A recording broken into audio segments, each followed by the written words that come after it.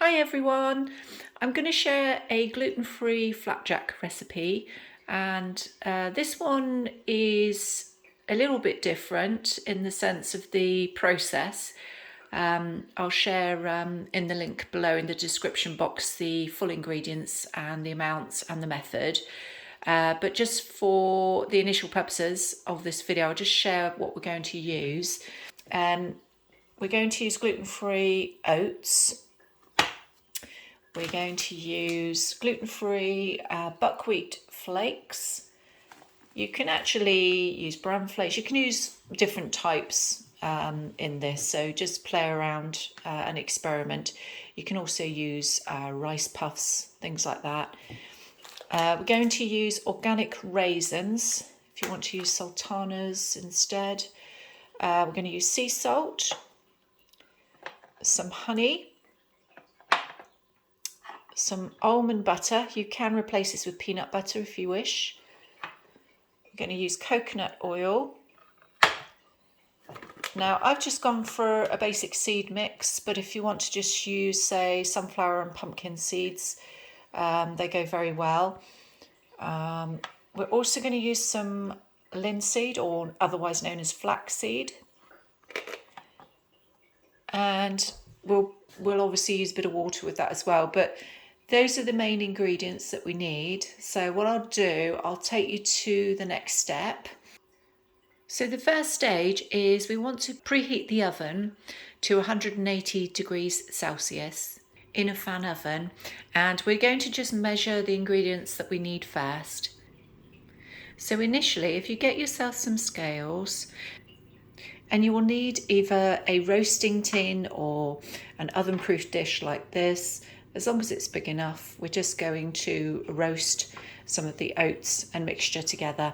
So the things we need initially are the buckwheat flakes, the oats, the seed mix, salt, some of the honey, and some coconut oil.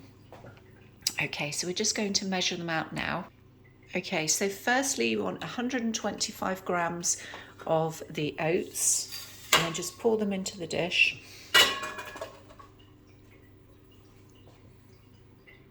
And next you want 100 grams of the buckwheat flakes. So again, just pour them into the dish.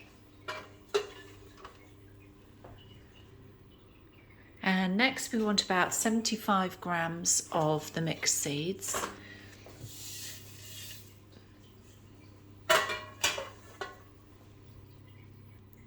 And next we're just going to use a pinch of the sea salt and just add it to the mixture.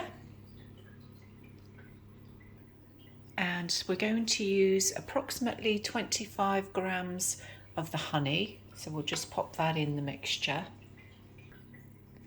And there's the honey added. And lastly, we're just going to add some coconut oil, but first we're going to melt it. So if you get a small saucepan, there we go. And we're just going to warm this up a bit. I've put some warm water in the pan, but for those that are a little bit more organised than me today, you can just get some warm water in a bowl. Actually, I won't put it up quite so high. Put it in a bowl and just put the whole jar into the warm water, and it will actually just slowly melt for you. I'm going to do it this way just to speed things up because I'm not very organised today, unfortunately. So yeah, once we've the reason we do it this way is because we actually want to measure out a certain amount in mils, and trying to guess when it's in a solid state is a bit harder to do, so it's easier just to melt the whole jar. And as I say, this is absolutely fine to heat and reheat. It can tolerate high temperatures. So yeah, so we'll just wait for that just to melt slightly, and then we'll add that to the rest of the mixture, and I'll come back to you in a moment. Okay, and it literally, this way it just takes very, very quick. As you can see, it's melted quite quickly. So what I'm going to do is I'm going to pour some of that into here, and I want approximately 125 mils. And once you've got approximately 125 mils, we're going to pour about 25 mils of this into the mixture. So I'll just pour a small amount. tiny bit more. Okay. And then we're going to mix all of this in together. And once you're happy you've given it a really good mix, we're going to pop this in the oven, again 180 degrees Celsius, and I'm popping it in a fan oven. And we're going to put it in for about 8 minutes, but we will stir it a couple of times during that period just to make sure it doesn't burn. Okay, because we're just going to lightly toast the oats. Okay, and whilst the oats are toasting in the oven, what you want to do is just parboil the kettle just so that you get some lukewarm water, and you want to get the flax seeds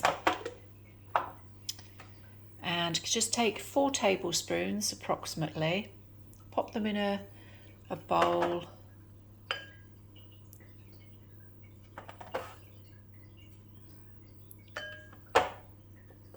It's about 4 roughly. And then we're going to add 8 tablespoons of water.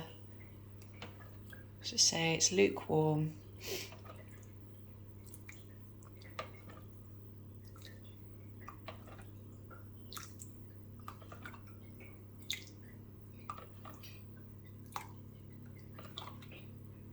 There we go. And we're just going to give that a mix. Okay, so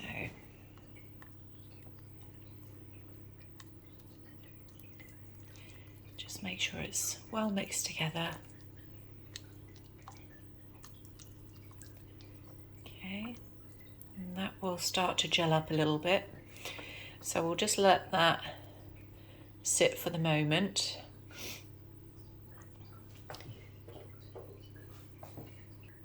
And we'll leave this approximately for about 5 minutes just to firm up. Okay, next we're going to add the rest of the melted coconut oil, which was about 100 mils, into a food processor. And we're going to add the rest of the honey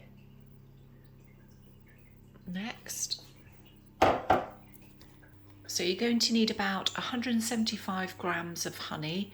So the total amount was 200. We put 25 grams of honey into the mixture in the oven, and the other 175 is going to now go into the food processor.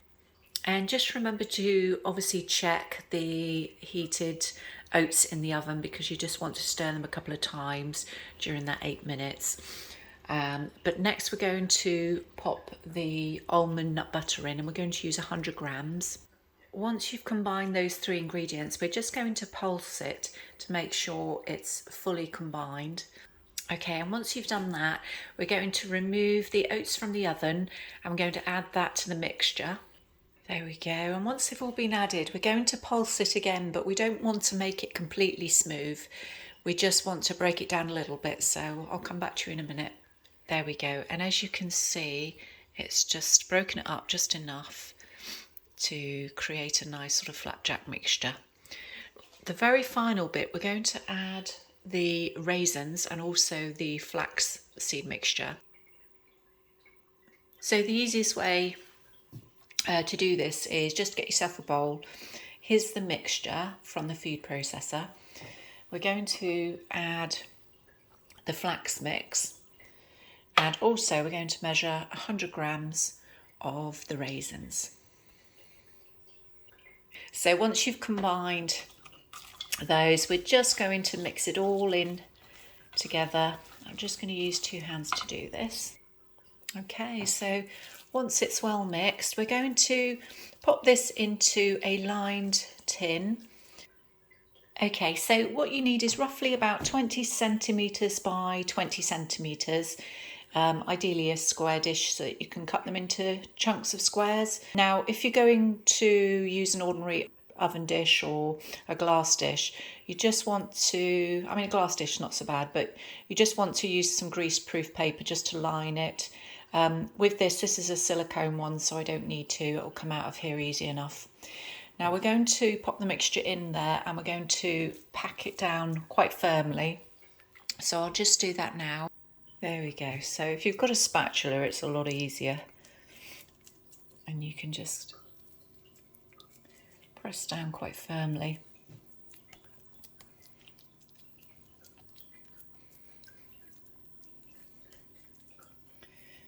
Go. And once you feel that you've got that fairly even, and we give it a good 30 minutes to an hour just to see.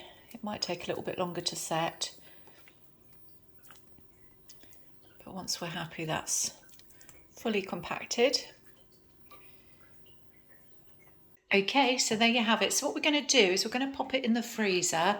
We'll leave it in there for up to about an hour. That will just give it a good start to set, and then we'll take it out and then we can store it in the fridge after we've cut it up. So I'll come back to you once it's become a little bit more firmer and we're able to cut it into chunks. And here we go, guys. So as you can see, it just comes straight out. It's a lot easier, and it's yeah, it's a lot firmer this way. If you put it in the fridge, because we're using honey instead of golden syrup, it's obviously not going to be quite as firm putting it in the fridge straight away. So just stick it in the freezer, it's a lot easier, and then you can just chop them into squares and store them in the fridge. Yeah, and you can obviously freeze these and leave them out as and when you need to snack on them, but yeah, I'm just going to chop them into squares and I'll show you the finished result. And here we go. I couldn't resist having a bite then. Yeah, they're really nice. Obviously don't leave them in the freeze too long because you won't be able to just do what I've done. But no, those are really, really tasty. Not too sweet. But anyway, let me know what you think. You can store these in a container in the freezer and just leave them out as and when you want them. Or you can pop them in the fridge and just use them within a few days. But anyway, hope you enjoyed and I'll see you soon. Take care, guys. Bye.